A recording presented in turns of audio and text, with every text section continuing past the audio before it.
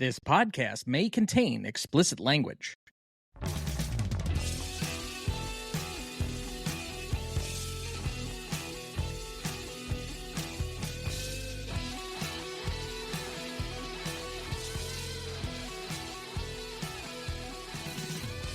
Welcome to the Greatest Movie of All Time podcast, the show that uses a unique grading style to redefine what the greatest movies are. I'm Tom Duncan. And I'm Dana Duncan. We also welcome our returning celebrity guest, the host of the Silver Screeners podcast and the co-host of Movies Across the Pod series. It's Frank Mandosa.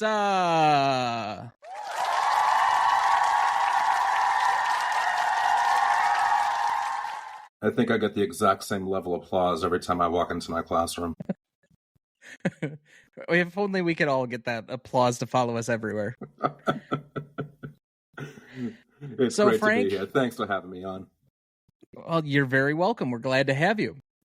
So, Frank, I don't know if you've listened to any of our new guest episodes over the last few weeks, but with all new guests to the show, we like to ask three very basic questions. Well, we think they're basic. I know everybody kind of recoils, at least at the second one, but a few basic questions to allow the audience to get to know you. Just first one up, tell us a little bit about yourself, what you do, and why you love movies. Well, I am a high school English and film teacher. I've been podcasting now for about 3 years. And as far as my passion for movies goes, I owe it all to my grandmother. When I was probably 5 or 6 years old, I can recall that she would come over and babysit us every time my parents would have what we today call a date night. And she would always turn on the 8 o'clock movie on television, you know, back in the day when they would show movie reruns on TV stations. And I can still remember that the very first black and white film that I ever got a glimpse of was Annie Oakley. And I remember Annie Oakley, I was familiar with the name, I think probably from a storybook in school or something along those lines. So I was thinking, that's Annie Oakley? No, it's a movie. And so that's when I first got wind of, you know, the fact that people actually get paid to to act in front of a camera. Yeah. So I owe my movie passion all to her. That's wonderful. Generational passing of torches on movies. We somewhat know something about that, right, Pop? Yes, we do. All right. Everyone's least favorite question. What is your favorite movie and why? So I was preparing for that question. I probably could not even narrow it down to 25, but for the sake of brevity, what I did was I just went eeny, meeny, miny, mo among my absolute favorites, and I landed on Dog Day Afternoon with Al Pacino, and Chris Sarandon, John Cazale. You've got the poster behind you there, so that's good. Poster behind me, and it's synergy. Just... Exactly. It's 1975. It's Pacino in his prime. It's John Cazale, who is probably either forgotten or not known by a lot of contemporary movie audiences. This guy was he left us too soon.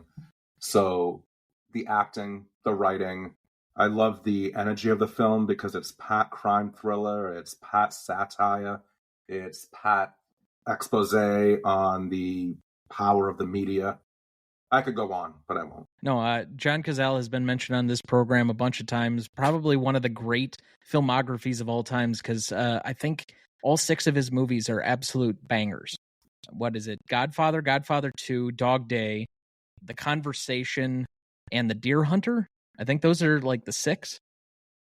There's one more and they were all nominated for Best Picture. Yep. Well, and several of them won. So, I mean, there's that. But lastly, what makes a good movie for you? It has to be a good story. Now, I admit shamefully, well, maybe not shamefully, but I admit with a certain degree of self-consciousness that I'm a sucker for sometimes a nice cheaply made film. If we're talking a cheap horror sequel, for example, yeah, I like brain candy just as much as the next guy. But when it comes to a movie that I really want to get something out of, it has to be a really good story. It has to be compelling characters. It's got to be good writing. There are very few things better than having a good story, and I think that's why we all crowd around movies as much as we have for years. So I'm completely with you right there. But for tonight, let's move into our movie. For our 222nd episode, we discuss one of the most shocking twists in film history. celebrating its 25th anniversary with The Sixth Sense, directed and written by M. Night Shyamalan.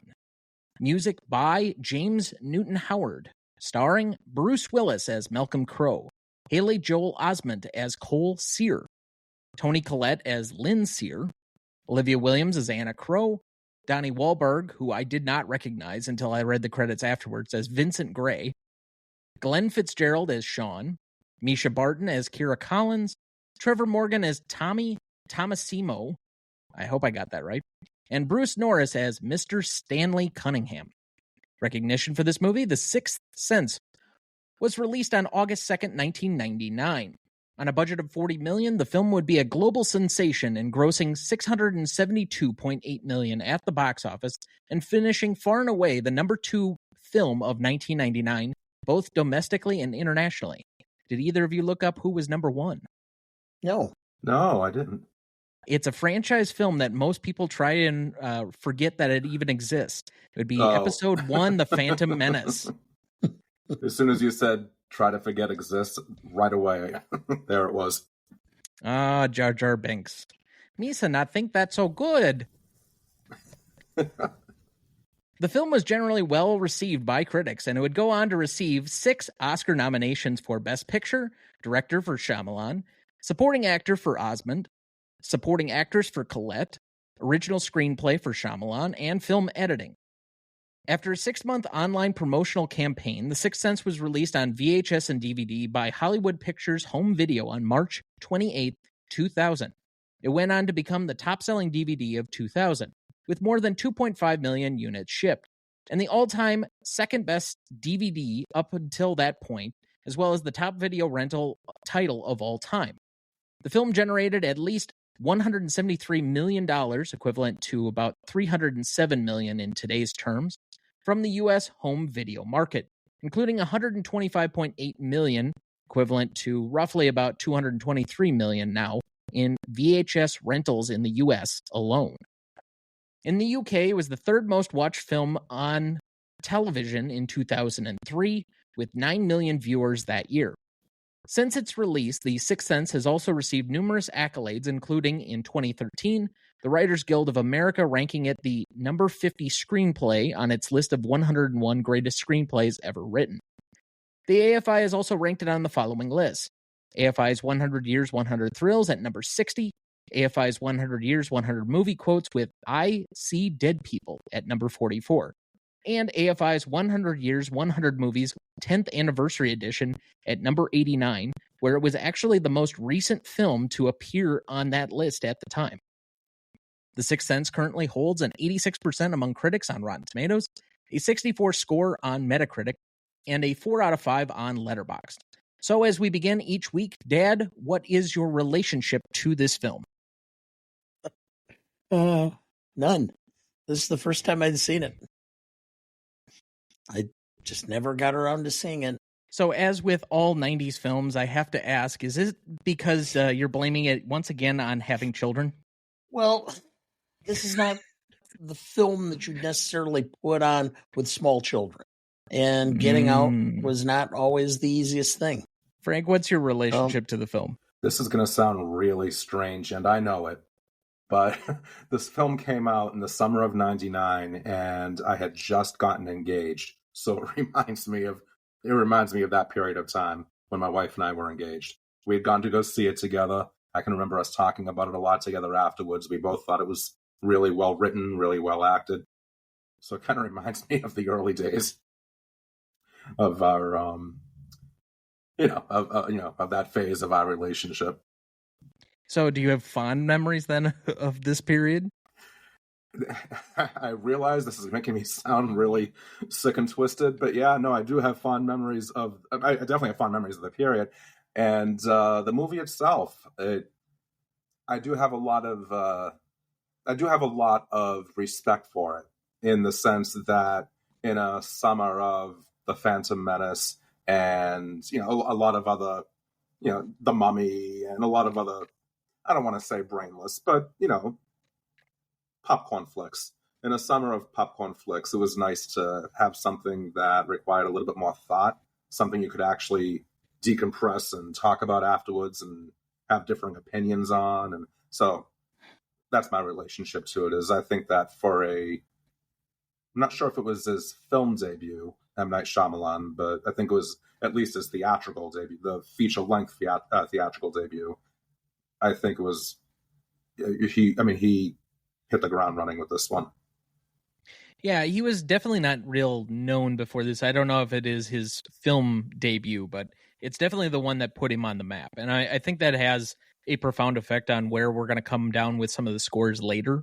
Obviously, for spurring him along and being one of the more recognizable directors. Like, it's hard not to know an M. Night Shyamalan film based on, the twist that you always think is coming at the end, kind of subverting the audience in a lot of different ways, and just a stylistic aesthetic, I think, that he brings that's kind of unique to himself. I will say I was 9 when this movie came out. I knew things about the movie, but I didn't see it until probably about 2011. My real relationship to the movie was through other things in pop culture. So I was a big Scrubs fan back in the mid-2000s. There's a whole episode that has an arc on revealing the spoiler for this movie in it, like 6 years after the fact. But you couldn't escape in the early 2000s, I See Dead People. You couldn't escape that this movie was gigantic, and there were kids who knew everything about it, and the twist was everywhere. People were talking about it. It just had a underground swell in a way that you really don't see anymore for movies when they come out. It's more TV shows where people will like catch up after the fact, and you get like a small audience at first, and it just keeps steadily building until it becomes this bigger thing. We just don't really have this in the way that we did in the 90s with movies. If I could ask both of you saw it after the fact. Did you know the twist ending when you saw it for the first time? Yes.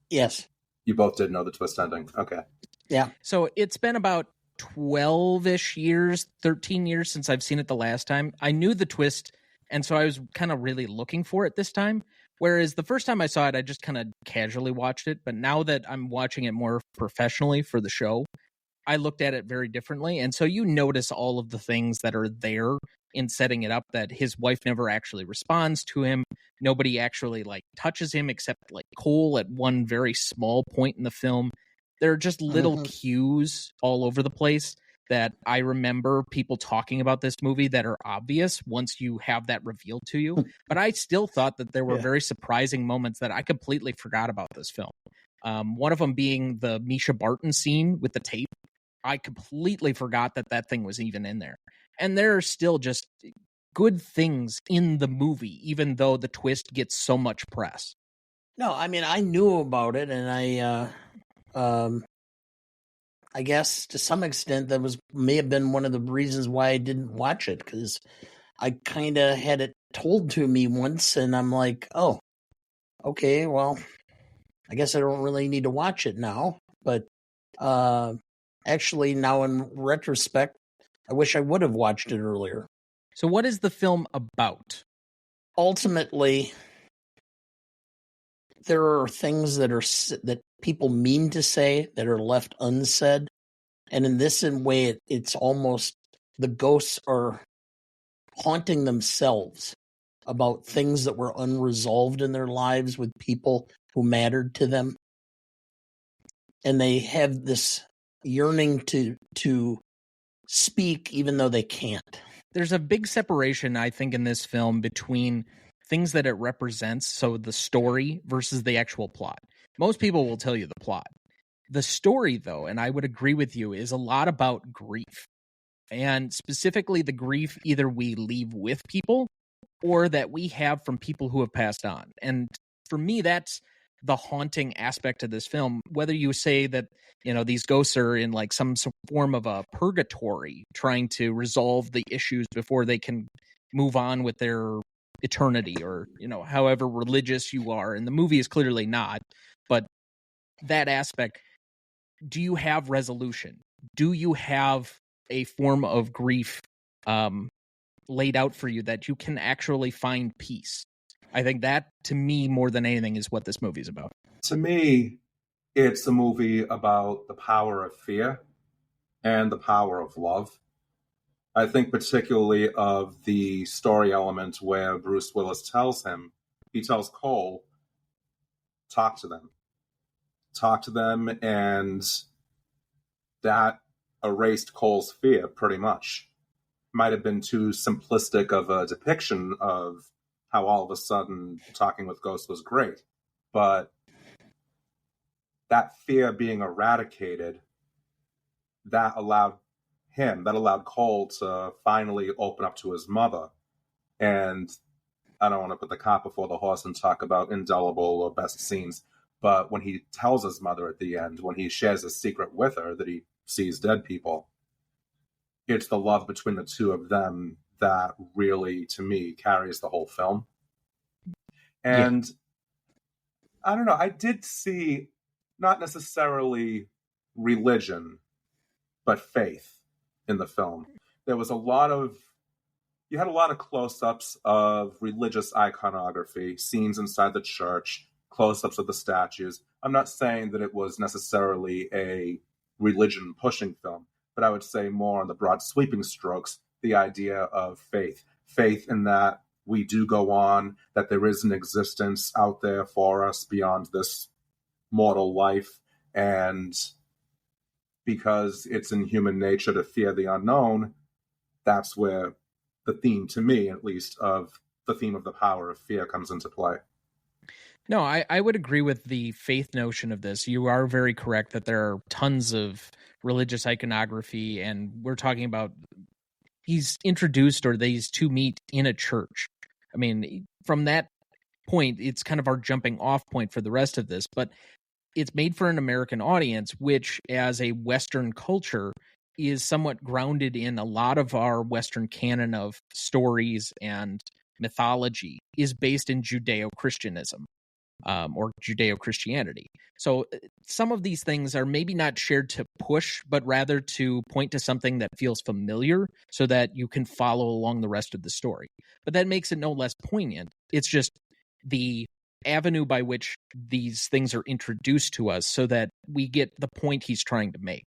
And I still think, I mentioned the scene where he reveals himself to his mother or shares with her. I think that scene alone is the skeleton key that unlocks the entire film for me. Absolutely. That was the coming full circle for both of them, I think. So we've had robust discussions on this show before about what is or is not a horror film. Do you consider this a horror film? I consider it a thriller, but I would add that I consider it a hybrid of thriller, human drama, and a little bit of horror. You do have the scare factor thrown in. You have the jump scares and the scenes where we're obviously meant to feel fear above all else. I mean, I think particularly of when little Cole is going to the bathroom and we see that figure in the bathrobe just walk from right to left, and you have that dramatic musical dung. That moment alone, I can remember seeing, because I saw this twice in the theaters, and the second time I saw it with my sister, my younger sister, and I just remember her grabbing, we're talking bruises on the upper arm, and I can remember her saying after the movie got out that it's the unknown that scares the hell out of her the most. So I think in that sense, yeah, the movie does appeal to shared human fears. But I wouldn't call it a straight-up horror film, no. I would not put this in the same category. As a veteran of several video stores in my day, of being an employee, I would not put it in the same category as, for example, The Shining or The Conjuring or Insidious or a lot of those other supernatural horror films. As great as many of those films are, I would put this really, I think it's in a category all by itself, because it just has so many pieces of all of these different genres, just with the perfect combination. And it was capturing lightning in a bottle. And I think that Shyamalan has been trying to recapture that lightning in the years since, and various degrees of success. Certainly. I don't know, maybe this is me softening on the position that I've taken earlier as to what is or is not a horror film. I think that maybe the disservice that's pushed on by a lot of the grotesque and slasher type horror films that we're more familiar with, which we put in a certain box and think those are what horror films are, does a disservice to any of the ones that I think are actually a little bit more well made, such as I think this film, Jaws. We had a very robust discussion back in season 2 on whether that's a horror film. The Silence of the Lambs is somewhat loosely considered in that same vein. And I think The Shining could possibly fit into this box as well, because there's not a lot of like jump scares. That's just more of a creepiness, what was the word I used on that particular pod? An eeriness that kind of fills the response or that scene. There's really only 2 that I think are really true scary moments in The Shining. And likewise with this film, I think there are a couple of moments, like when he's locked in the cabinet and you're not sure what's going on with some of that, or when certain ghosts show up, like, let me show you where my dad keeps his guns, and he turns around and he's got no back of his head. There are moments like that. Misha Barton appearing for the first time and then just like throwing up all over herself. That's eerie. I think this is somewhat of a horror film, but it's in the category of it's a little bit more about other things than just trying to scare you. Horror can be a whole variety of things, but ultimately it is a vehicle by which there's a level of anxiety that builds with periodic points where there's startle as the point of release. The difference between comedy and horror is not that far apart.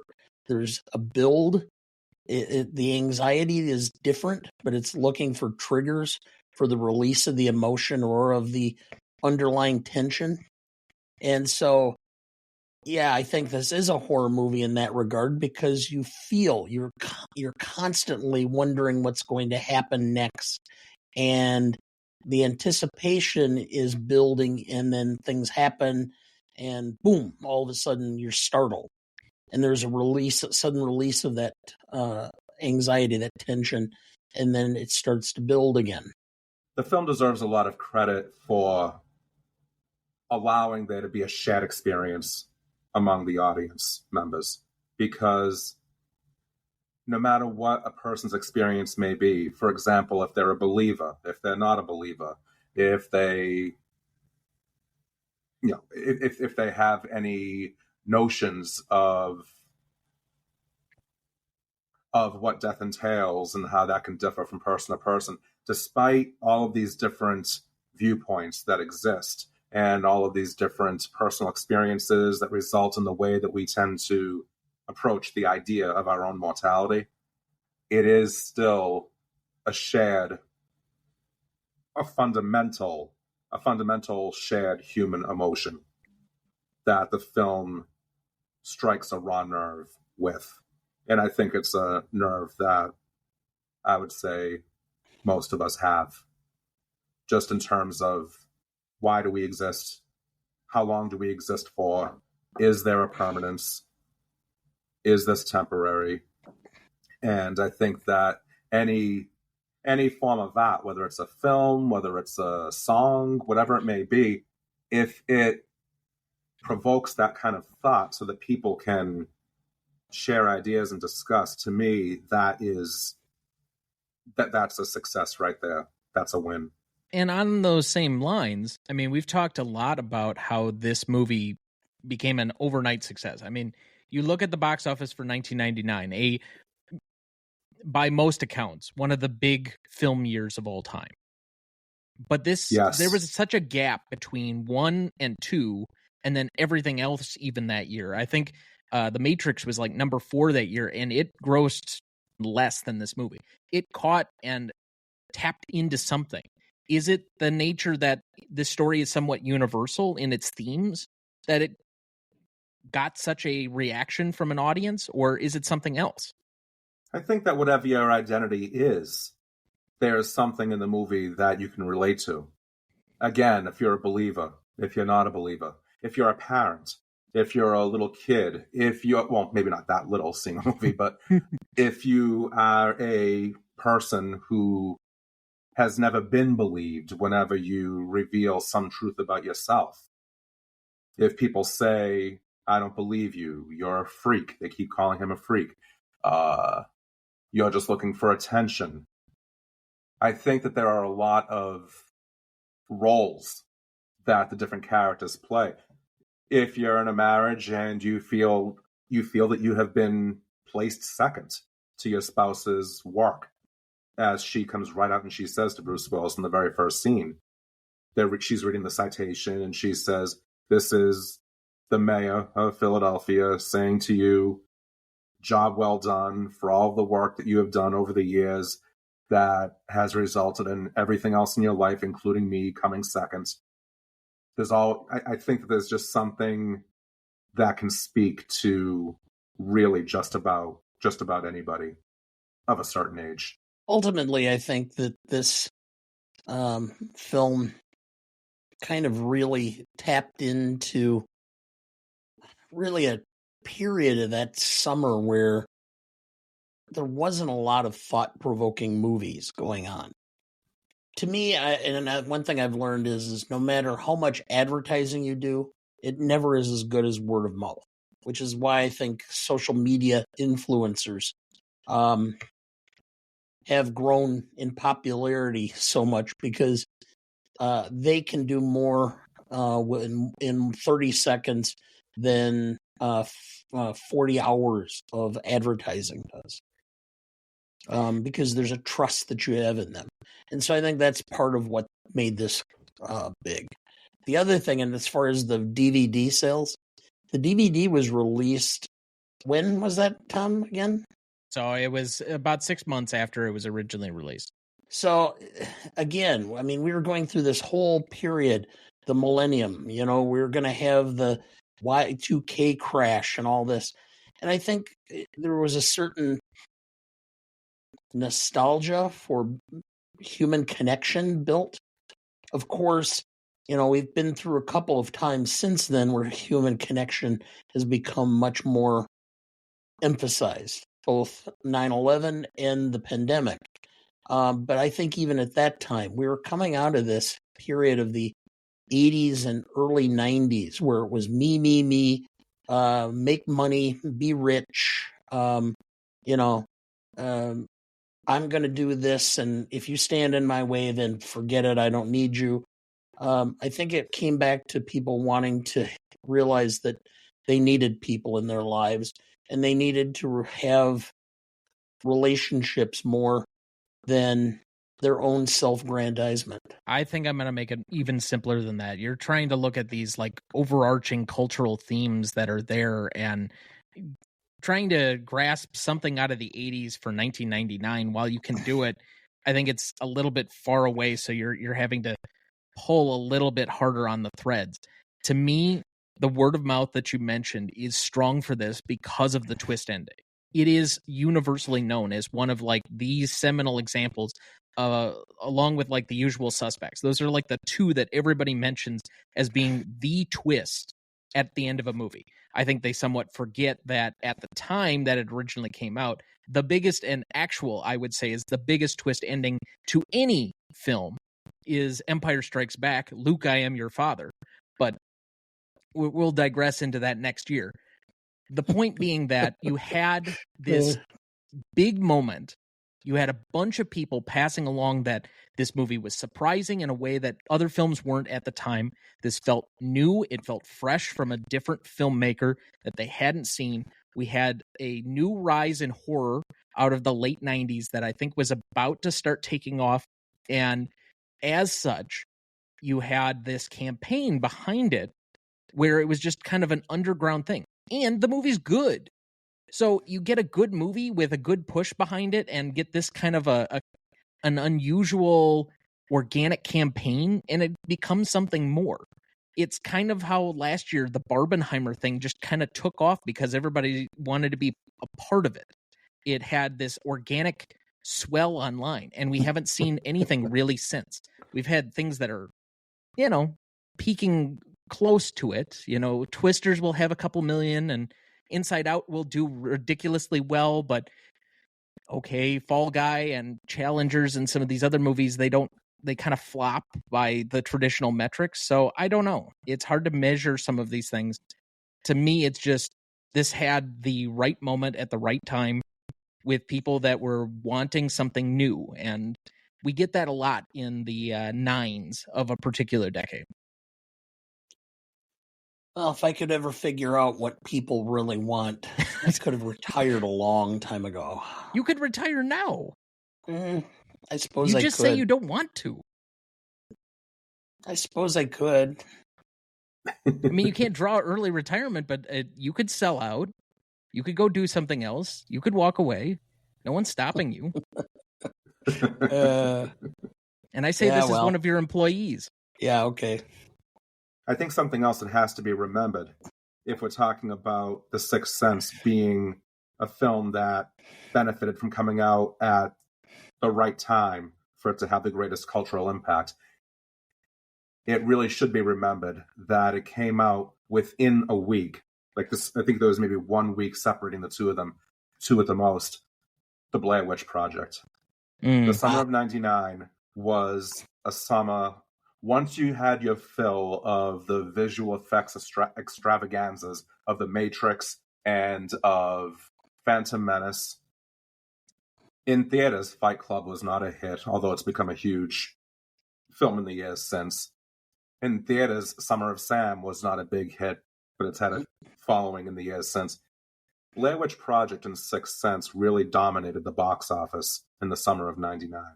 I remember that clear as day.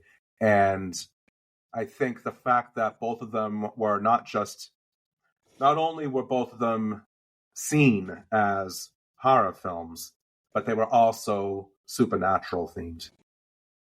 So I think that each of them benefited from feeding off of the other's popularity. Once you see one, you have to see the other. Kind of like what you were saying, kind of like the Barbenheimer thing. If you really want to be part of Barbenheimer, you have to see Barbie, you have to see Oppenheimer, you have to see both in the theaters. And I think that Sixth Sense and Blair Witch for the summer of '99, it was sort of an early version of what Barbenheimer eventually became. And I would say there are only like 3 really original projects of that year that are in the top 10. Blair Witch is one, Sixth Sense is another, The Matrix is the other one. Otherwise, you have basically what I would say is retread or recycled IP animation type of stuff. So Star Wars Episode 1, Austin Powers, The Spy Who Shagged Me, Toy Story 2, Tarzan, which is just Disney's latest animated classic that they're going to throw out every summer, right around my sister's birthday in June, which we all went to see, of course. Big Daddy, which is just, okay, this is the next Adam Sandler movie. The Mummy, which is franchise IP, but it's, horror associated. Runaway Bride, which was just an opportunity for Richard Gere and Julia Roberts to get back together. So it's like, okay, let's throw them in another romantic comedy and see how this does. Other than that, there's just not a lot here that you could say is like truly original except those 3 movies. So Dad, do you want to dig more into this film? Do you have our plot summary ready for us? I do. The Sixth Sense is a haunting psychological thriller that unfolds with masterful precision under the direction of M. Night Shyamalan. Bruce Willis stars as Dr. Malcolm Crowe, a child psychologist grappling with his own personal demons after a violent encounter with a former patient. He finds a chance for redemption in young Cole Sear, played with an eerie intensity by Haley Joel Osment. Cole is a troubled boy who harbors a chilling secret. He sees dead people. As Dr. Crowe delves deeper into Cole's world, the film weaves an intricate tapestry of suspense and revelation.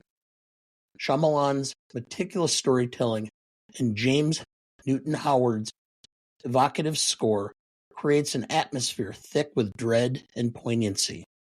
The Sixth Sense is not just a ghost story, it's a profound meditation on grief, communication, and the unseen connections that bind us.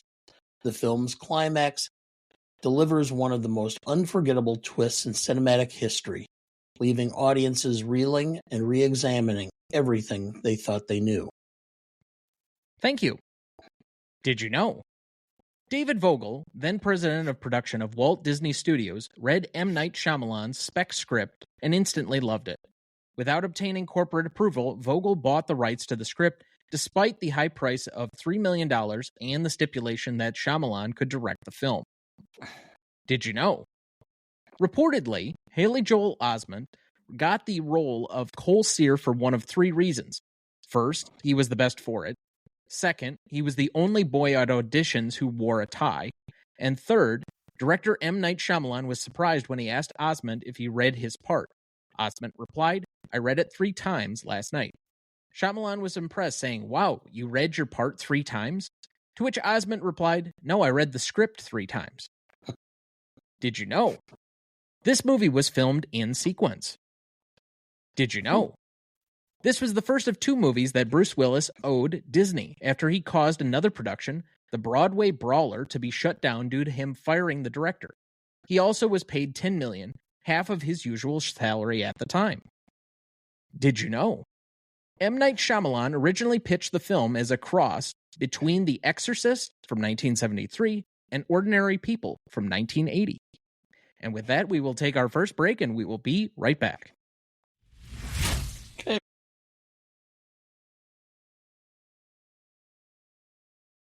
Before we jump back into the episode, next week for our 223rd episode, we welcome back celebrity guest Andrew Corns of the Revisionist Almanac podcast and our newest celebrity guest, Sean Phillips of Math Teacher Movies, to rediscuss one of the most controversial Oscar exclusions of all time, Do the Right Thing from 1989.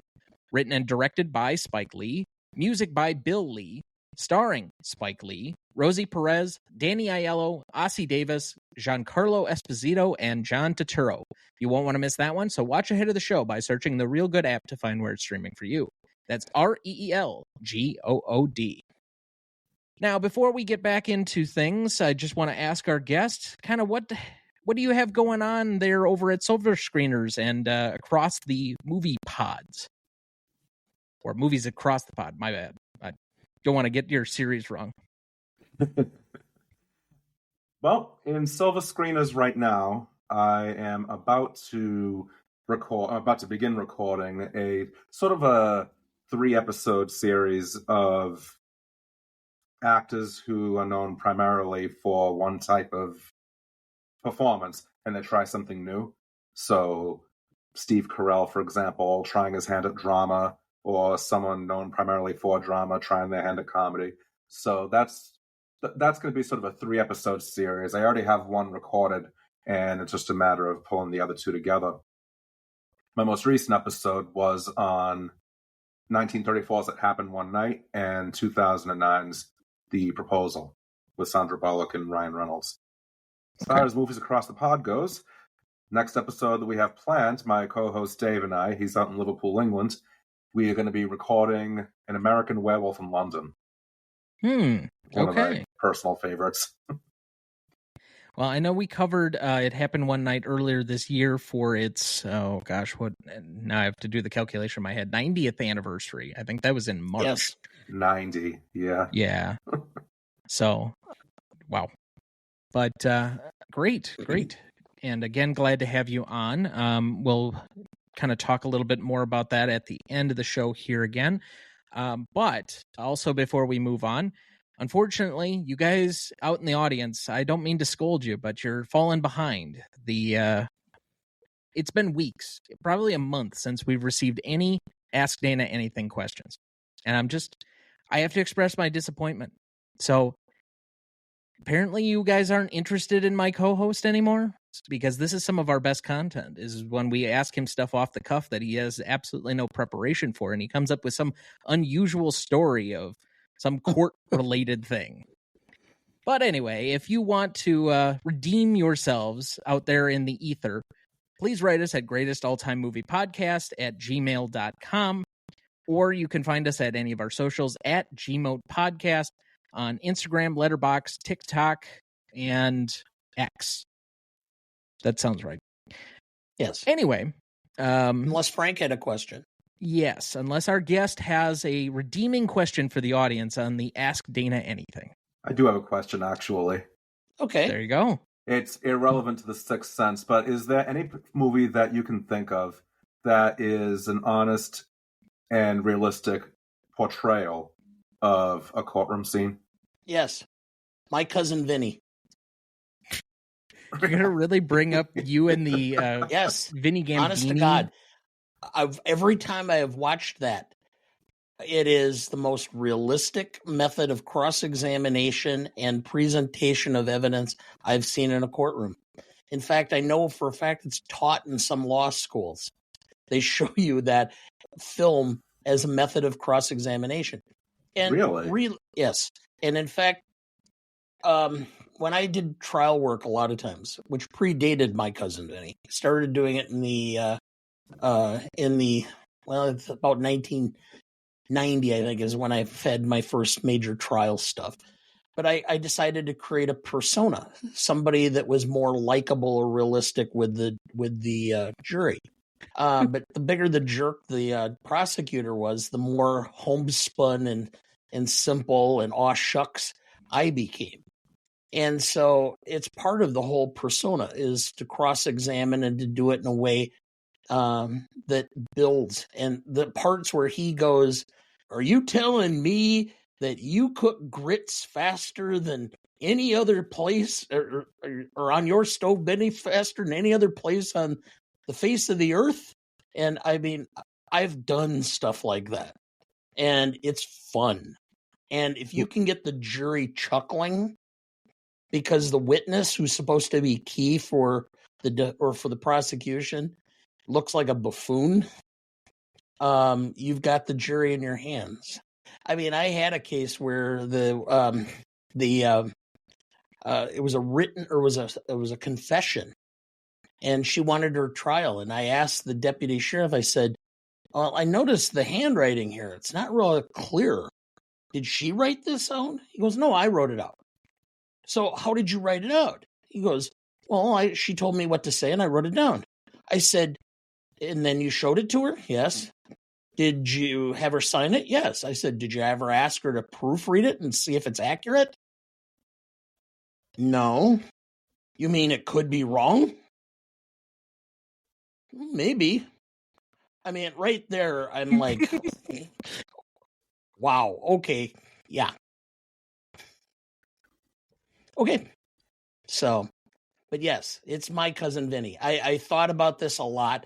You know, I've seen The Verdict. I've seen a lot of courtroom. And oh my God, if you watch Presumed Innocent, either the movie or now the TV show that's on, is it on Apple, I believe? Yeah, Apple TV. Yeah. Oh, I just want to scream into the night about, I mean, just the level of it being so legally incompetent. Crime is interesting, law is not. But it can be if you do it and present it in a very playful, interesting way. Okay. Then I would also point to what I think is possibly the better example of Anatomy of a Murder, which we'll be discussing here in a couple of months. The problem with Anatomy of a Murder is it's presented in a very dry way. I know it's a homicide and you don't want to be too comical, but juries are used to, especially now, are used to television. And so they want to be entertained. Again, I think you're forgetting way too much about that film because it's definitely playful and James Stewart is engrossing. But okay, that's just me. Okay. Anyway, thank you for the question, Frank. We appreciate it. Yes. Let's move to best performance. I believe that's where we left off. Dad, who do you have down? I have M. Night Shyamalan. As much for two parts. One is the script, which I think is phenomenal. And then the pacing of the film itself. There wasn't a slow spot in the film, I felt. Yeah, I agree with you. It's the totality of the work, from the direction and creating the aesthetic that he's now known for, the twist that comes at the end of the movie, and the visual style to set all of that up. Because if you get the audience too many clues, I mean, these are very, very subtle clues, but not enough to pick up, then the twist doesn't pay off. And then finally, I agree with some of the pacing and the overall, but it's hard to argue with anybody who finally has their feature film kind of debut, and they get their vision finally on screen not being the best performance, especially in at least one that we're talking about as a potential great movie of all time. For me, the cinematography of Tak Fujimoto was, in its subtlety, just as powerful, just as potent as the script was. I think particularly of the scene where Cole and Malcolm meet for the first time. Not for the first time, but when Malcolm comes to Cole's home for their first session, and he plays the game of take a step forward, take a step back. The way that the camera, it's just so underplayed, which is brilliant. It wasn't ostentatious. All those point of view shots of the camera moving closer to Bruce Willis, stepping away from Bruce Willis, you became Cole. And that's just one example of many that I can point out in the film of how that is truly one of the unsung heroes in terms of what gave the film its overall effectiveness. Yeah, the framing and the blocking in this, I think, are somewhat underheralded, but it really does contribute to the secrecy of the twist as well. But I agree with you. Taking a choice where he's only representing the feet on that scene is a definite choice. You could have pictured the whole kid, and so then you're just kind of more buying in on him. But by doing it on the feet, I think it actually gave it a little more of an interesting, okay, why are we only focusing on his feet? You know, we're not looking for facial expressions. We're using a very simple movement. There are a couple of spots where I was taken out of the movie by some of the like guerrilla movements, but I still think even those were intentional. One of the few times, like when they're going up the staircase, when he's screaming in the closet, that's kind of a guerrilla movement and a panic set. And I think that's actually a very good use of kind of a shaky cam aspect. So there is a lot of good filming, but then I also still bring it back around. How much is that the DP and how much of that is Shyamalan himself kind of realizing his visual cue and identity in making the film? Best secondary performance, I have Haley Joel Osment. I have to admit, as much as we've occasionally criticized child actors on this particular program, this is a top 10 child performance in film for me. He is excellent in this film. Some of his stuff is a lot more cheeky as an adult because I don't think he can escape the shadow of what this was, but there's a reason he's nominated and Bruce Willis is not. Not that Bruce Willis is bad in the movie, but the kid is the linchpin of what's happening in the film. And he is just as much. I think he could have been nominated for Best Actor, personally.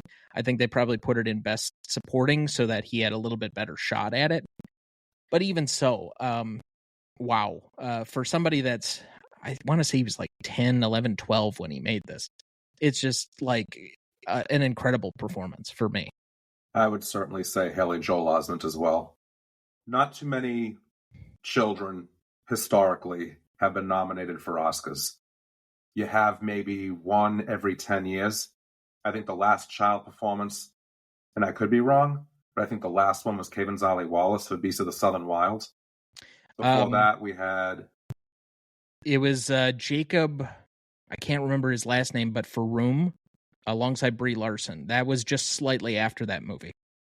Oh, yeah. He was not nominated for an Oscar, which he should have been. Was he not? Wow. He was not nominated for an Oscar. I'm gonna look it up. I'll look it up just to make sure. Because if he wasn't, he really should have been for that. But anyway, go ahead.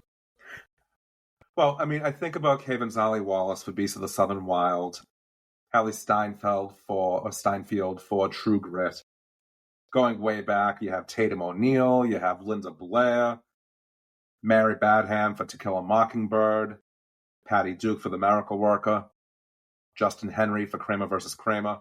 All of these child performances, they were nominated for reasons because they were standouts. Yeah.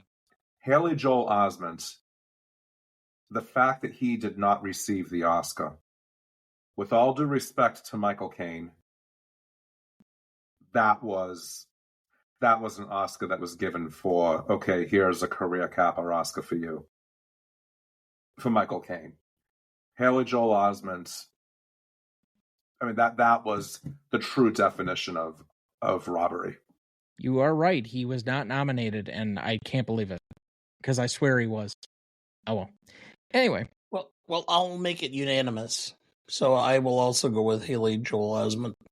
I quite frankly cannot believe a child actor played that part with such restraint. It would have been easy for any actor to have made it almost cartoonish, but he played that part with such utter underperformance to make it both believable and eerie throughout. Always realizing there's more to what's going on than he's sharing or that you can see or understand. And him holding that secret in without conveying it through any of his actions or words. I thought it was just a phenomenal performance. Yeah, that was the part that really stuck out to me is that he's holding on to all of this stuff, and there's such a strength to his character that I don't know if we appreciate necessarily the first time that you see the film. But the other part that strikes me is just the softness that he has in a lot of these interactions, both with Malcolm and then eventually with the ghosts themselves. He has a kind of soft vulnerability to him to allow him to be the vehicle that is like their communication between the spiritual world and our own, or in actual reality. And I think that's what, to me, makes the skeleton key scene that we talked about earlier so impactful, is that he has this softness. You know, as many times as his mom has kind of got on him, and we get the bumblebee pendant and, you know, all of these other things that go on, it's his caringness that I think overwhelmingly brings us back to him, what draws us in as a very charismatic figure. And if we don't have that with him, if he's even just kind of blasé, I don't think we invest in this story in the way that we do. So to me, it's much more important that they got that casting right than they did with Bruce Willis. Because I to be fair, it's not that Bruce Willis did anything wrong. I mean, he's just fine in this role. But I think you could have recast that with a lot of different people. Like, Tom Hanks could have been Malcolm Crowe. Like, there's a handful of different actors that could have easily been Malcolm Crowe at the time. Richard Gere could have been Malcolm Crowe. He was too busy chasing after Julia Roberts. Fair. But and Runaway Bride. I think it's a bigger possibility of all the people that couldn't have played Malcolm Crowe. Basically eliminate any minorities, because you weren't going to let them lead this film with a minority director already leading it. And then basically anybody that just simply doesn't fit. Like, Keanu Reeves was not going to be playing Malcolm Crowe. Like, he's much better fit to do The Matrix. But you get, I don't know, Michael Keaton could have played Malcolm Crowe. We've now thrown out like 5 or 6 different actors, and it's about the same character. Yeah, I can see that. Let's move to most charismatic. Dad, who do you have? I have Toni Collette. From her opening scene through the entire film, I just thought that she really kind of filled the screen. I don't remember having seen her on anything else before. I had to look her up and find out that she was an Australian actress. But I just thought she really had a level of charm and movie star quality that filled that part out. I also have Toni Collette because she is, in my personal opinion, probably one of the most underrated and underappreciated actresses, both 25 years ago and today. She did get the Oscar nomination for this, and I just think it's easy to forget just how much she transformed herself into this working class mom from Philadelphia. You know, like you said, she's Australian. She donned a wig for this film. She perfected the Philadelphia accent. she embodied the essence of this woman who wanted nothing more than just to connect with her son. And I don't know if she has any children in real life or not, but if she doesn't, then that just speaks to her strong capabilities as an actress to be able to put herself in the shoes of this fictional character. She was nominated. That was the year that it went to Angelina Jolie for Girl Interrupted, which was not a surprise. But the fact that she has not been nominated since, take a look at her filmography. She has done Knives Out. She has done Hereditary. She just has not, in terms of Hollywood recognition, she has not reached the heights of The Sixth Sense since The Sixth Sense. And I just think that's a crying shame. But she's just phenomenal in this film. I'll go 3 for 3, and Dad, unfortunately, that means that we've agreed on all of these categories so far. How unusual for us.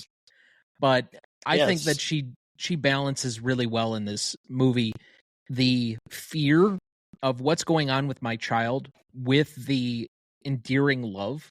I mean, you can see it in kind of the scene I mentioned before when we have the bumblebee pendant, but then he comes to her after the fact, "Are you still real mad at me? Look at my face." I mean, the two moments where they have polar opposites, but she's able to play it capably without losing the audience because she's being kind of a shrew.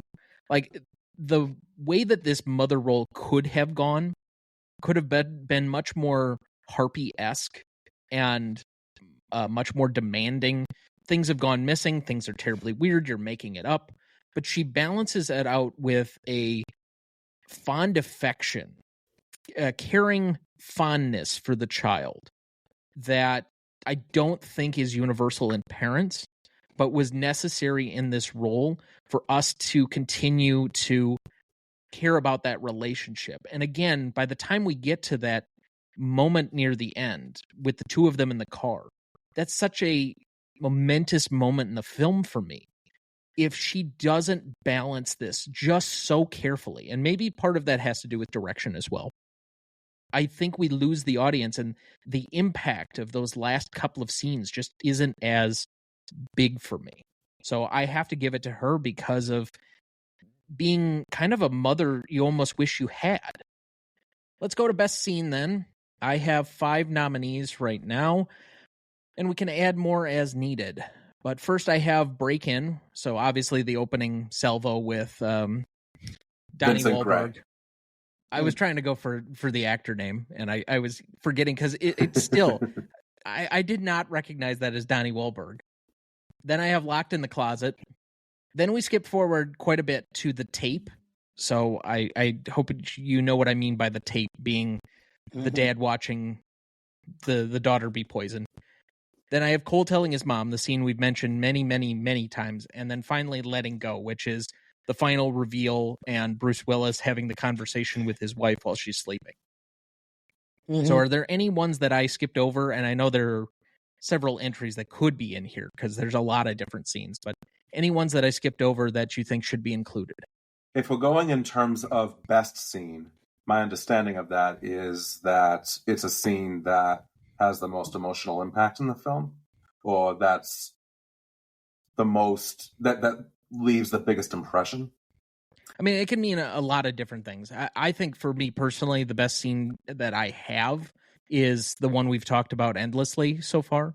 But you could nominate several other things that you just felt were still very impactful, that are at least worthy of a nomination. For me, one of the most impactful scenes is a brief scene, contains absolutely no dialogue, and on the surface, it would appear not to add much to the plot at all and could have easily been a deleted scene. It's when Cole is sitting in the shopping cart, and she's pushing the cart, and they're outside of the supermarket, and she's slowly pushing him, and then she decides, spur of the moment, that she's just going to race him. And he looks back and he joins in. He lifts his arms up in the air in victory, and they reach their car, and then they just turn around. He turns around, he looks at her, she looks at him with a smile on her face, and for a brief moment, they had a moment. there was a moment of connection between them. And I am so impressed and so glad that they didn't try to put more salt in the soup by adding some dialogue. I'm glad that they just knew sometimes less is more, and the scene did not need any dialogue at all. Because to me, it just reinforced the fact that this is a mother and a son who love each other, who really do have a strong connection. And once he is ready to reveal his secret, then their bond will be tighter than ever. So out of break-in at the supermarket, locked in the closet, the tape, Cole tells his mom, and letting go, Dad, what is your best scene? Cole tells his mom. Because it so defines the movie and what the movie, to me, says and what it's about, which is that whole unresolved thing. I mean, how many times have you been in your life where you feel like you need to say something to somebody because you may realize it's the last time you get to see them? And what about those times that you don't? So, but how many people go through that? And it speaks to those people that there are things that you never say that you wish you would have, and it haunts you in life. Why would it not haunt you in death? Again, I agree. I think we've talked ad nauseum about the scene, so I'm not going to make too much of a point of it other than to say it's also my favorite scene. Just, it unlocks a lot of the movie for me. Frank, what about you? The one that has stuck with me over the years, over the past 25 years, when she proves just how much she is willing to go to bat for her son. You may have noticed that I tend to gravitate towards the scenes involving the mother and the son, but it was after the birthday party, and she brings him home from the hospital. She locks the door. She puts him into bed. She sees the bruises on his back. Everything about what happens next is perfect. The lighting, the camera placement, the acting, the lack of music, everything about it. She just goes to the phone, she picks it up, and she calls the mother of the friend of, well, not his friend, but the birthday boy. And she says, I want to talk to you about your boy and his friends keeping their goddamn hands off my son. And then we have a dissolve to blackness. And you just say, go, Mama Bear. I love that. That's always been something that has stuck with me over the past 25 years, because it makes me think about parents who would do something like that, as well as parents who would not. All right, Dad, favorite scene? The tape. Maybe it's just me as an old defense attorney, but having the evidence handed to you certainly made me, well, I guess the word isn't smile, but it kind of like the vindication was palpable. That definitely was a jaw-dropping moment for me in the film, not having remembered that at all. I was flabbergasted that was in there. Favorite scene for you, Frank? M. Night Shyamalan's cameo as the Doctor for a couple of reasons. Number one, he's actually pretty good. I mean, granted, it's not a role that, you know, he's on screen for probably less than a minute, but it felt like a very Hitchcockian touch to the film. Hitchcock always, making appearances in his films, those little Where's Waldo cameos. So that scene to me also spoke volumes, because he's questioning her as a mother. And he says, we have a social worker here who's going to ask you a few procedural questions. And she's looking at him and she's saying to him, are you saying that I'm a bad mother? Are you saying that I hurt my child? It was those little moments that just really add to her character that allowed Toni Collette to bring this character from what very easily could have become just the token mother role or the stock mother role and make her fully fleshed out. I just think it gave her character a chance to breathe and to develop. And without that, I don't think that the ending scene in the car would have had as much impact. because he just would have been talking to the quote-unquote mother role. And yeah, maybe I'm sure he still would have done a great job acting in that scene, but without the two of them working together, they were like a balanced equation. They just had a really great dynamic. And for her to be asked those questions by M. Night Shyamalan, by his doctor character, I mean, those were the questions that really cut into her. They really struck at the core of her being, because her kid was her life. As far as most indelible, I'll take the obvious and say the twist is the most memorable thing about the movie, given that that's the most memorable thing about the movie for everybody. Any disagreements? It's not just the twist, but it's the tenderness and the romance of it. It's still the same scene. I know, but okay. So you're disagreeing without disagreeing. I'm just saying that there's more to the scene than just the twist. But letting go is the most indelible to me too. Yeah. Frank, any disagreement? No disagreement. Yeah. This was his moment of realization. I'm not saying this is the moment he realizes he's dead. When I say his moment of realization, what I mean is, for him, it's his moment of truth. He has reached closure. He has finished his business on Earth. He has reached out to his wife in the only way that he is capable of while she's sleeping, talking to her, which, by the way, was Cole's suggestion. So I love the fact that they helped each other out. Malcolm saying to Cole, talk to the ghosts. That'll ease the fear. Cole saying to Malcolm, talk to your wife in her sleep. That way she'll really hear you. And that's exactly what he does. So it's closure. Like I said, it's closure for Malcolm.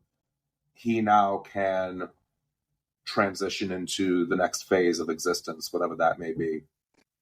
He knows his wife is going to be okay, and she, in her sleep, feels his presence. She knows he's okay. So it's a bittersweet ending, but really, it was as happy of an ending as you could get, given the obvious circumstances. It's the only thing that everybody talked about for probably 2 to 3 years. It's the number one thing that, The Sixth Sense. Oh yeah, that ending. Yeah, that's the most indelible moment. This is the indelible of indelible moments. So, with that, we'll take our second break and we'll be right back.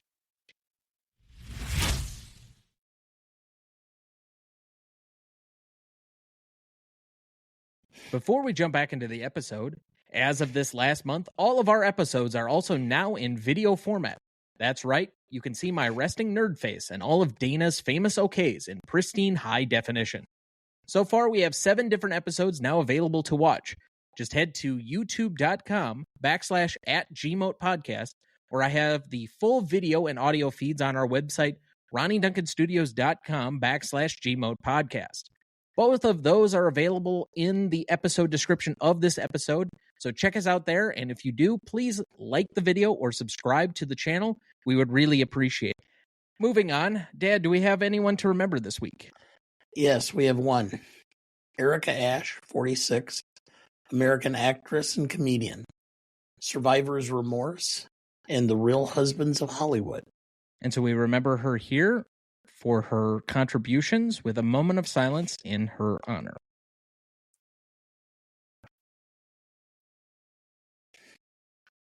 Thank you. Best funniest lines? I really don't have a whole lot of nominees for this. I'll take the obvious first line here with I see dead people. Cole Sear. They don't have meetings about rainbows. Cole Sear. Malcolm, I think I can go now. Just needed to do a couple of things. I needed to help someone. I think I did. And I needed to tell you something. You were never second, ever. I love you. You sleep now. Everything will be different in the morning. My last one. Malcolm, I know what I want. I want to be able to talk to my wife again, the way we used to talk to each other. Like there's no one else in the world except us. I'm assuming you guys still have others? Malcolm, keep moving, cheese dick. Cole, she wanted me to tell you she saw you dance. She said when you were little, you and her had a fight right before your dance recital. You thought she didn't come see you dance. She did. She hid in the back so you wouldn't see. She said you were like an angel. She said you came to the place where they buried her. Ask her a question. She said the answer is every day. What did you ask? Lynn, do I make her proud? Wow. Yeah. That chokes me up even now. I think we need a moment here and maybe a tissue for someone. Yeah, well, old man's disease. You get more emotional as you get older. Oh, I told you I cried at this scene, but that was when the movie was happening. So any other lines? I'm out. I'm out. All right. Yeah, I didn't think it was a particularly quote-heavy movie, but all right. Let's go to the Stanley rubric. Up first, we have Legacy. This category is trying to signify the 5 years, everything from about the 5-year mark after it was released to now. So this is roughly from 2004 to today. What is the legacy of this movie? And we divide this between those that are recognized in the audience, so the normal people, the casual film fans out here, and then the people that are in the industry, so podcasters, critics, actors, all of us are lumped into the other side of this. Now, as far as legacy, I actually think that the industry has a high regard for this, but if I were to put it on my own rubric scale grading, I have it on kind of the must-watch films of the 90s list for critics that may have changed certain industry practices, promoted a fairly big new director, gave Bruce Willis another big win, made us pretty well familiar with most of the people that were in this movie, but I don't quite have it getting up to like a 5 on the industry side of it because it's not one of the number one grossing films of all time. It was not in the top 10 of most critics' lists, after the fact. It does kind of have still a certain attitude with the industry, but it's not like it's a celebrated classic yet. It could be, but for 25 years, it's not quite at that point. So I have a 4. On the audience side of things, it's hard to say it's anything less than a 5. When we took our anecdotal straw poll of our staff earlier this week, and almost everybody had held up their hand that they knew of this movie, and probably 2/3 of that had seen this movie. It's hard for you not to say that this has seepage into the culture at large, that this was such a big movie that even the line, "I see dead people," has made its way into modern rap lyrics by like Kendrick Lamar has a big song that starts out with "I see dead people." It's still all over the place. People know this movie. So I have a 9 overall. Do I get points for knowing who Kendrick Lamar is? Well, you would if you didn't butcher the name there for a second. Well, I just misspoke. Okay, so who is Kendrick Lamar? He's a rapper. You mean when I said modern rap lyrics and then brought up Kendrick Lamar? Well, I actually, knew that he existed. So being an old white guy, I should get, street cred for that. In the same way that the Washington Generals are spotted points, but okay. Yeah, well, okay. Anyway, what's your score, Pop? I agree on the industry. I think it's right spot on. I'm at a 4. Yeah, and I got a little bit different interpretation. Back at about 2003, 2005, this would have probably had about 80 to 90% of people who are familiar with it. So I think it's fading a bit. So I can't go with the full 5 on the public. So I went with a 4.5 for a 9.5 overall. You would have an 8.5. Excuse me, 8.5. We know you didn't do math. That's why you became a lawyer. But all right. Frank, what do you have? I have to say that I agree with what you just said. I think that the movie is probably, just going by how my kids know it. My daughter has never seen it, but she knows that it's the movie where Bruce Willis was a ghost the whole time. She knows that it's the movie where some kid says, "I see dead people." So I think the tagline, and I think that twist, that's probably become, in the cultural consciousness, I think that's really what's become, that has more of a lasting impact, I should say, than the film itself, which is a shame because it is so well written. I think that any aspiring screenwriter, I think that they would do very well to watch this movie and to study its structure, its beats, its rhythm, and really just its subtlety. This could have been a full-blown, spook fest, but instead it was very restrained and it was very subtle, which I think made it much more emotional. But I'm kind of going off on a tangent. I would say that in terms of its legacy, the tagline and the twist, that's what's lasted. That's what's been, as you mentioned earlier, that's what's been parodied. That's what's been spoofed. That's what's been referenced. And I think that's what the film's claim to fame is 25 years later. I'd probably have to go with a 4.5 myself. Okay, for audience or industry? Oh, I'm sorry, for audience. For industry, I think that, unfortunately, it's almost as if Shyamalan peaked too soon. Because at first he was doing all right with Signs and Unbreakable, and then with The Village.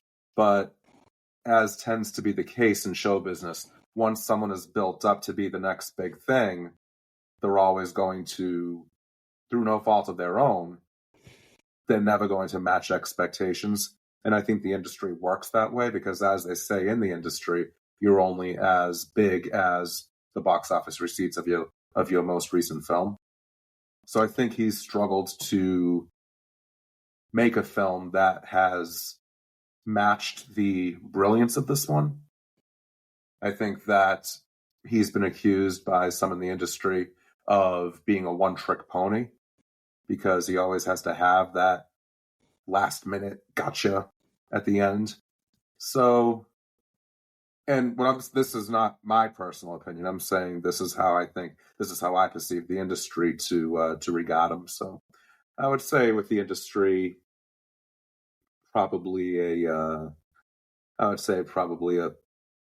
3. We should almost create our own set of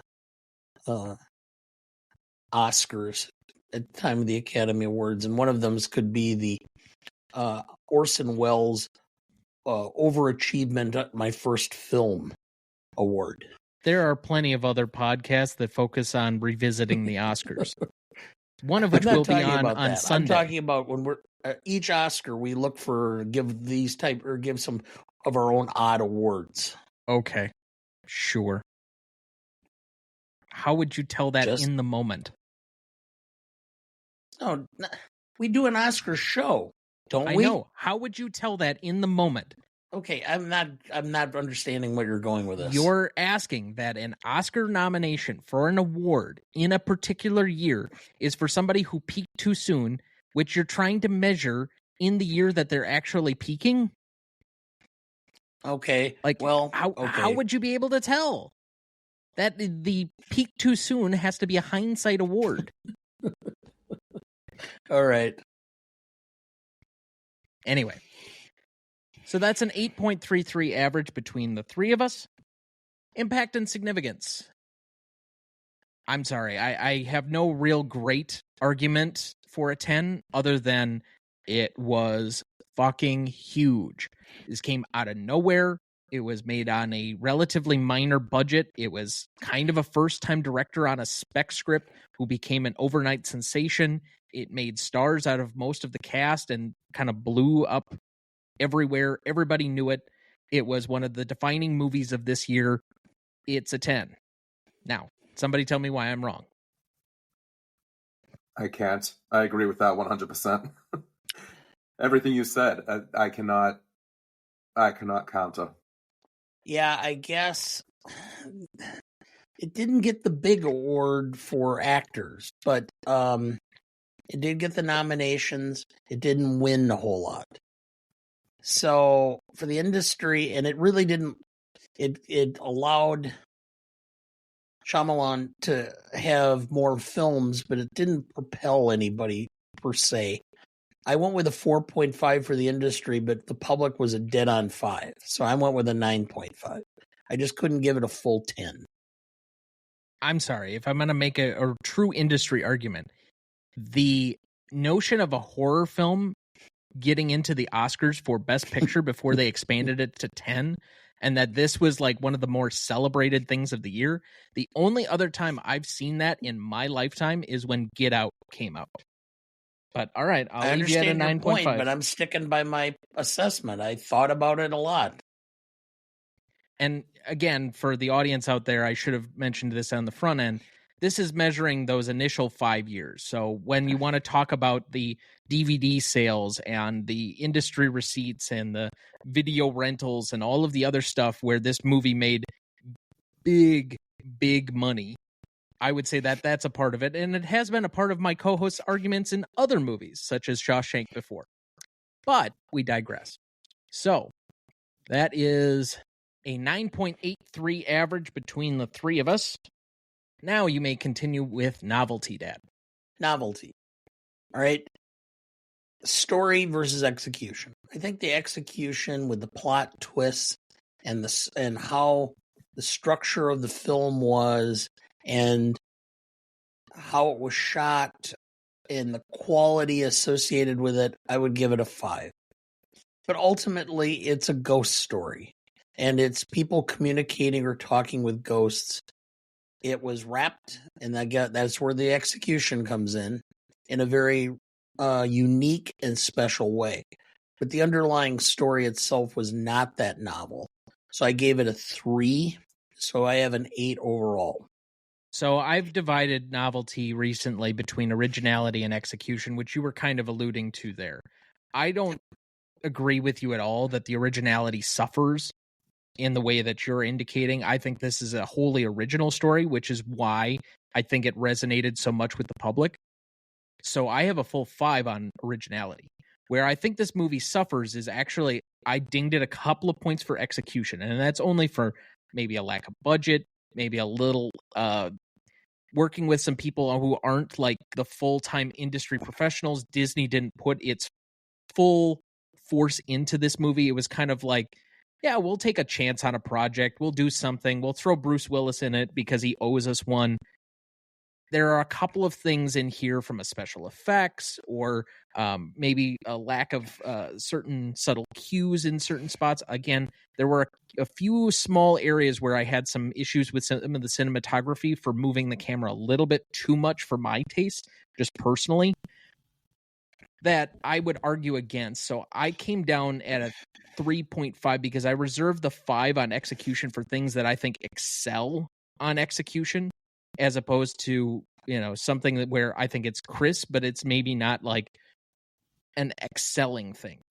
This, I think, is just slightly below that, so I have it a 3.5. I have an 8.5 overall. For Novelty, originality, a creative concept, I do have to admit that I give it a 5.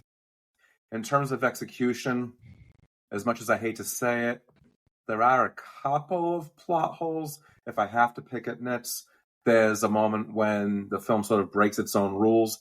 I can think of 2 examples. The first is when she's looking at the photographs of herself with Cole that are hung up on the wall, and she sees the little flashes of light in the photos, which, I don't know, that was sort of a strain of credibility. She never noticed that before. It's almost as if I think it would have played better if she had just gotten a roll of film back from Photomat and she's looking at brand new prints for the first time. Maybe that would have worked better in terms of being more credible. I also thought that the beginning, when all of the kitchen cabinets and drawers are opened, that to me, I specifically remember when I first saw the film, thinking to myself, Poltergeist did this 17 years ago, because she walks into the kitchen and there are all the chairs all over the place. So I didn't see that as... My initial reaction was, oh God, is this movie going to not live up to the hype? Then it kicked right in. But I would say that those... I mean, like I said, I have to nitpick to find something to use your word, which I love, to ding the movie for.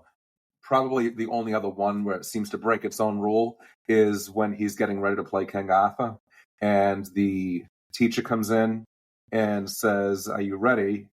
It's your call. And there's a woman sitting across from Cole, and she says, oh, good luck. She says, you have enough makeup on. She gets up, she turns around. It's obvious that she's a ghost. She's a burn victim. 2 seconds later, the teacher is saying to Cole, the whole theater burned down when I was in school here and they rebuilt it. Cole says, yeah, I know. She looks content. She looks happy. So why did she not cross over? Why is she still in this limbo state? Because the movie establishes that once your business is finished, then you move on. That's what happened with Kira. That's what happens with Malcolm at the end. But this woman, what exactly is she waiting for? So that I thought was a bit clunky. So if I have to go with execution, I would probably have to bring it down to a 3.5. Okay, so you also have an 8.5. So that is a 8.33 average between the three of us, same as Legacy. Classicness. Dad, it is your category. Take it away. There just wasn't anything that was missing in this, really. And the only reason I give it a little bit down, I understand this is a minority-directed project, but there really wasn't that many minority actors in it. I can understand why Disney kind of did it. I think it's a little unfortunate they felt they had to, but a working-class neighborhood in Philadelphia and there are no minorities seemed a little odd to me. So, but as far as the characters and true portrayals of working class people in Philadelphia and working class people in general and the plights and difficulties and circumstances they face, it made a lot of sense. There really wasn't anything that I would go, mark it down too much. So my normal starting point is a 7. I went up to an 8 simply because of that, but I can't go beyond that just because of the lack of color within the cast. So for full disclosure, and again, to define the category a little bit for the audience, this is usually a measurement of what has aged or not aged particularly well. There are obviously movies that are classic that have some issues with them after the fact due to either the makeup of the cast or, any number of things. But also with, special effects has a bearing on this category. We've had issues with comedy where the jokes don't hold up or are more offensive. I would say that not having seen this movie in a long time, it still feels relevant to me, partly because I would say that I haven't returned to it as often. I still think that the jump scares for the most part work, at least given that I don't watch this particularly very often. It's been 11 or 12 years since I've seen it.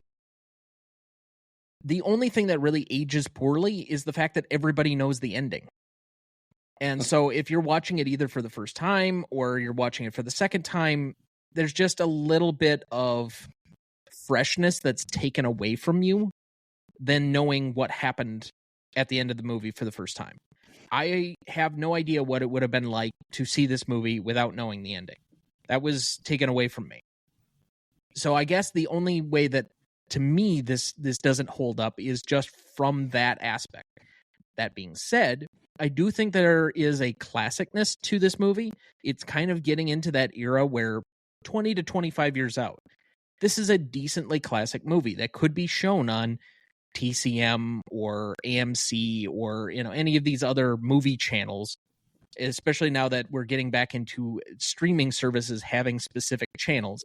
This could be on an M. Night Shyamalan channel devoted on Tubi, or when Netflix eventually goes to their own channels or whatever it is. So I don't think that this is to the point of being like certain films from the 70s. It's not Jaws. It's not The Godfather. It's not, I don't even think it's quite The Matrix for as much as cultural relevance as that has. But I do think it has at least a point for that. So the point I take away for the ending kind of being ruined for everybody, I give back up in overall classicness of the film. I have a fence-sitting 7. I would probably have to give it a 7.5. Keeping the math simple. But I thank you for that.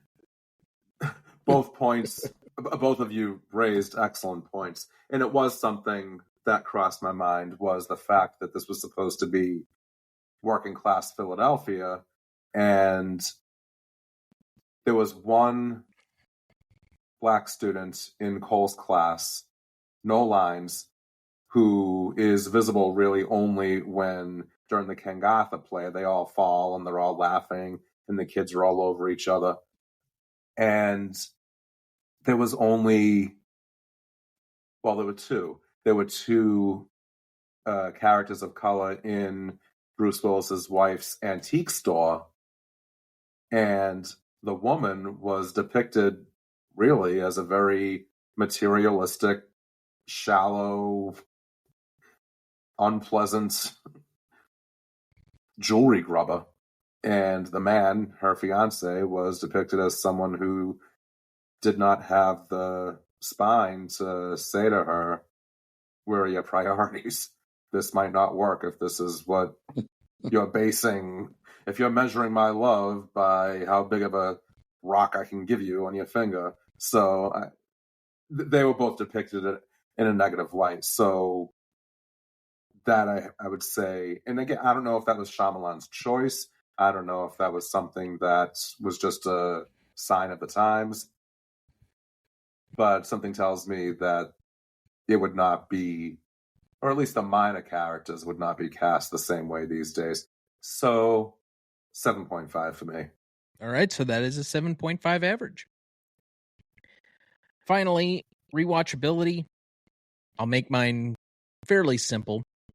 If I were to watch this every few years or so, or this is something that I would be willing to every few years or so, which I would say that that's about right.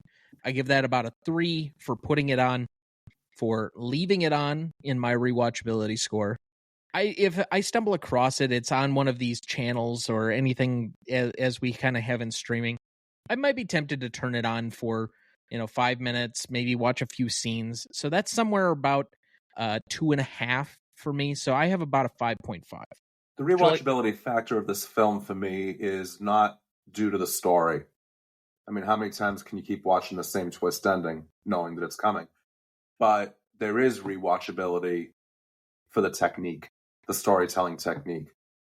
Like I said earlier, if you want a good lesson in how to write a suspenseful story that makes you empathize with the characters, that shows intelligence, that treats the subject matter with dignity and does not cheapen it as just a way to scare the audience for the sake of scaring them.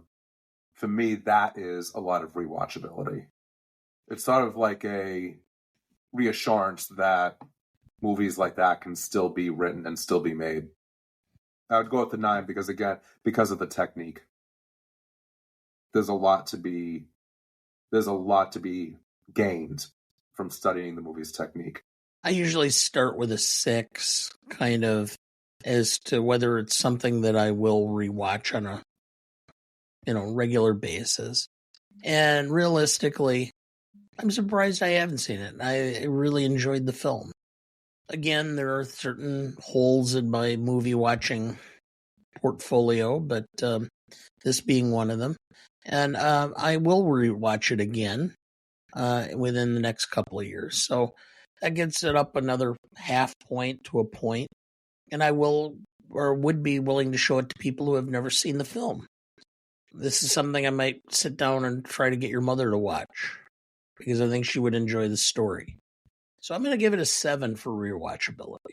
So that's a 7.17 average between the three of us.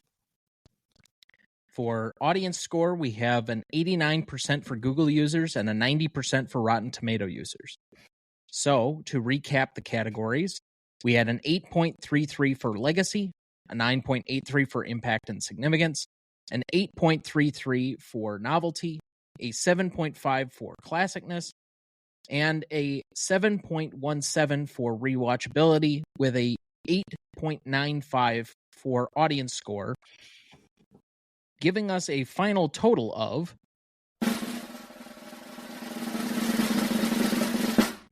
50.11, and currently placing it on our list between Get Out at number 53 and Singing in the Rain at number 54. So it will take over the number 54 slot. If you, of course, disagree with any of our scoring, you can write us at greatestaltimemovie.podcast@gmail.com or any of our socials at GMotePodcast on Letterboxd, X, TikTok, or YouTube, or at our website, RonnieDuncanStudios.com/GMotePodcast. Let's move to remaining questions. We do not have any listener questions this week, but first off, how is Malcolm able to communicate with Anna in her sleep? We don't actually get like a true explanation for the universe as to what the rules are between ghosts and the regular world. I'll delve into the quagmire. Okay. In physics, there is what's called string theory. And string theory is that energy does not dissipate. And so there's actually a subgenre of string theory that this whole concept of your thoughts are emanated through your brain out into the ether, out into the world. And so, why is it that you think about, boy, I haven't heard from Joe in a long time, and then suddenly Joe calls you? It's because of that.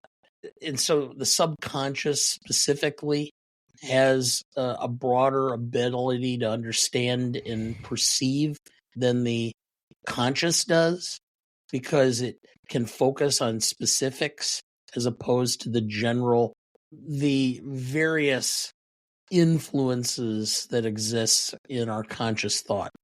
And so it makes sense that it would come through as a dream, that's your subconscious communication through this whole ability to communicate without actual visual, physical communication.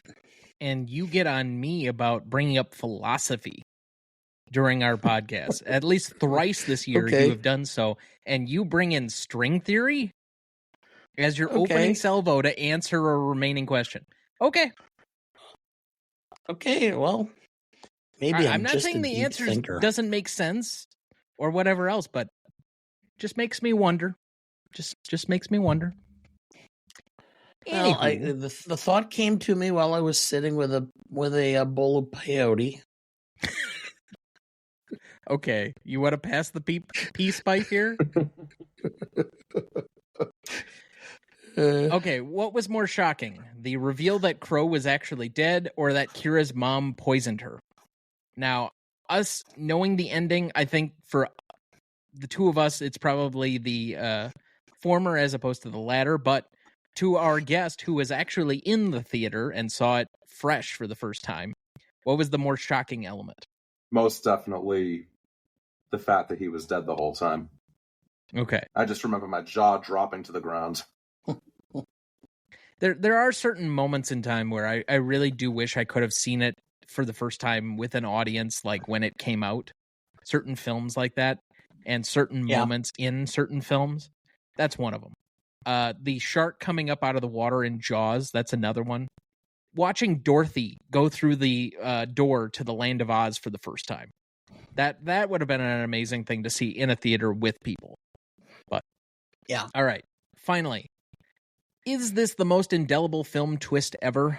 I have kind of spiked the lens a little bit already by saying I don't think so. I think it is Darth Vader revealing he is Luke Skywalker's father, but that's just me.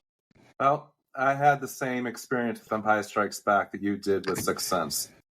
Empire Strikes Back, I saw as a really little kid in the theater, not knowing what the heck was going on, because all I knew about this movie was the Star Wars storybook for kids that I had read. So I didn't understand I didn't get that moment. I saw it after the fact. So I can't peg that as, for me personally, a big, oh my Lord moment. So would I say that this one is the number one? I would say that it's up there, to be honest, but I'm having a difficult time trying to think of any other example beyond Empire Strikes Back or another M. Night Shyamalan film. The Usual Suspects is one that comes up a lot. True, yeah. The only that one didn't shock me as much, though. The only other one that I had that I remembered where it was a huge twist is it was rumored that there was this twist, but The Crying Game.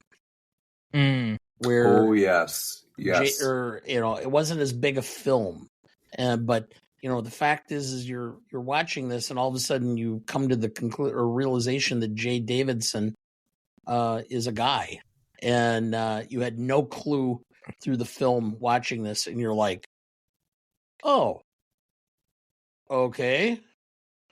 So yes, spoilers much? What is it? A 25-year-old film? It's like 30. Yeah. Okay. If you haven't figured it out by now, too bad. Okay. Well, I do want to thank our guest for being on with us, and welcome back anytime. But Frank, just take a second here to remind people, where can they find you and what do you got going on in your world? First of all, thank you for having me on. This has been great. And I want you both on my show whenever time is convenient for you. So my podcast, my solo podcast, is Silver Screeners. You can find it on all the major podcasting platforms, iTunes, Spotify, Good Pods, all the usual places. My spin-off podcast, as we call it, my co-host and I, we each have our own individual projects, so we call this sort of a joint spin-off, Movies Across the Pod. Again, you'll find that on Spotify and the other places. And you can follow me on social media. I have a public Facebook film group called Silver Screeners. I'm on Instagram and Threads at Frank Mandosa 1974, and you can also follow me on Twitter /X at FilmBuff 1974. Well, excellent. Dad, before we sign out, any remaining thoughts for the week? No, we're guesting on a show next week, or that we're recording next weekend, so it has dominated my movie watching experience. I have lived in the year 1942. I think I finished my 14th film for 1942 this afternoon. And I have a 15th that I'm an hour or about half an hour or 40 minutes from finishing. And I have one more that was a Best Picture nominee that I have yet to see. And one that I have seen multiple times, but I need to rewatch, which is Pride of the Yankees with Gary Cooper. So, yeah, that's been the elephant in the room. I haven't had a chance to watch anything new. I haven't gotten out to the theaters. I haven't done anything else. It's been watching these films. And I'm enjoying most of them. I mean, I can't say that any of the films that I watched, I go, this is, really bad. They're like 3 out of 5 star for most of them. Okay, maybe. There were a couple that were really good, that I really were surprised at how good they were. But I get you, and now you understand how it feels when for the last 2 performances I had on that particular program, from 2005, I think I did 47 movies, and for 2014, last month, I did 53. So this is a light month that we're going to be doing 20. We're finding it difficult to even get to all of these. Now, part of that is the availability of 1942 films is not high, even on like Tubi and all of these other places that are looking for movies that are just readily available. But that being said, since you made fun of me for this last week, I am in the process. I have about 20 minutes left on one film. I will be up to 11 by the end of the evening. That is my plan to finish out my evening after we're done recording here, is to do that. But I will be taking most of the weekend to try and watch the other 8 to 9 films that I feel are must watch before we record the episode on Sunday night. I could not find, but I did find, actually, Wake Island. Okay. Where William Bendix was nominated for Best Supporting Actor for that film. It took a bit, but I was able to find it online because it's in the public domain. Well, good to know. But otherwise, that'll do it for us this week. Thank you for listening. Doctor, those that tell don't know, and those that know won't tell. Next week for our 223rd episode, we welcome back celebrity guest Andrew Corns of the Revisionist Almanac podcast and our newest celebrity guest, Sean Phillip of Math Teacher Movies, to rediscuss one of the most controversial Oscar exclusions of all time, Do the Right Thing, from 1989. Written and directed by Spike Lee, music by Bill Lee, starring Spike Lee, Rosie Perez, Danny Aiello, Ossie Davis, Giancarlo Esposito, and John Turturro. You won't want to miss that one, so watch ahead of the show by searching the Real Good app to find where it's streaming for you. That's REELGOOD. Please like, follow, rate, and review, or whatever on whichever platform you have so that more can join in on our fun. You can also email the show at thenewRonnieDuncanStudios.com or at greatestalltimemoviepodcast@gmail.com. Find us on YouTube, Instagram, X, Letterboxd, or TikTok at the handle @GModePodcast. The Greatest Movie of All Time is a production of Ryan Duncan Studios. Our show is mixed, edited, and written by Thomas Duncan. Our music is thanks to Purple Planet Music. Our technical provider and distributor is Captivate FM.